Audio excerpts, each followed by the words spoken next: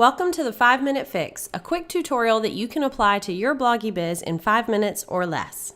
In this week's 5-Minute Fix, I'm going to give you a quick and dirty overview to the Yoast SEO plugin.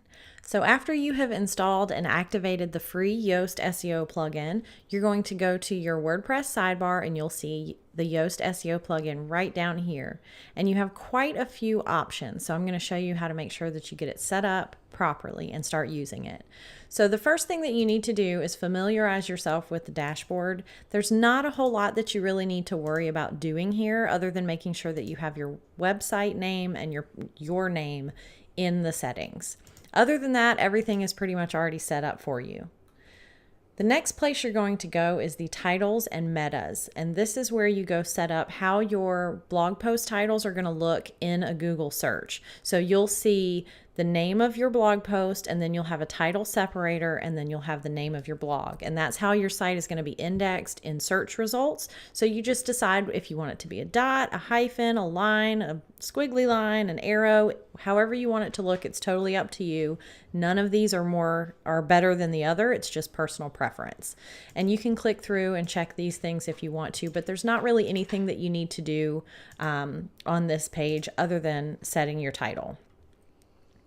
The next place you're going to go to is the social tab. This is where you're going to go in and put all of your social media links here. And you can go in and customize a little bit further. So if you click on Facebook, you want to make sure that the Open Graph metadata is enabled. And then you're going to want to go here and upload your logo so that anytime your homepage is shared, it's not going to pull some random image from your blog. It's going to actually pull your logo. And you're going to tell Yoast what title and tagline you want it to use whenever it shares your content. Other than that, you don't really need to do anything on these. It's going to pull your information just fine. I've got a completely separate video on what XML sitemaps are and how to use those within Yoast, so I'll be sure to link to that in this video.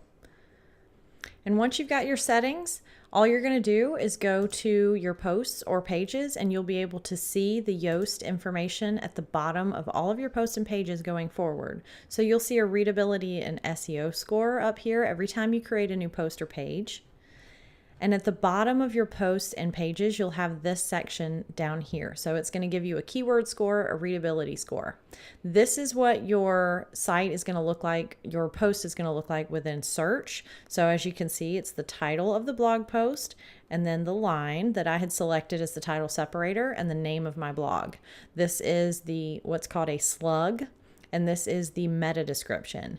So a couple things that you want to do, every time you create a new post or page, you're going to want to put whatever your focus keyword is here in the focus keyword box.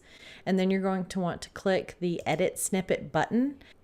And you're going to want to write a custom meta description that includes your focus keyword.